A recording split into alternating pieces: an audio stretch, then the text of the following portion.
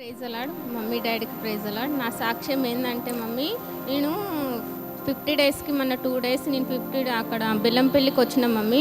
నా కుటుంబం గురించి మా అక్క కుటుంబం గురించి నేను చాలా ప్రేయర్ చేసుకున్నాను మమ్మీ. ఈరోజు మా పెద్ద అక్కకు చాలా పెద్ద యాక్సిడెంట్ అయింది.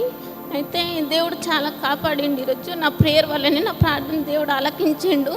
మా కుటుంబం రక్షణ లేదు. నేను పీచు కాలేజ్ నుంచి వస్తాను ఇక్కడికి, నేను ఒక్కదానే రక్షణ పొందుకున్నా.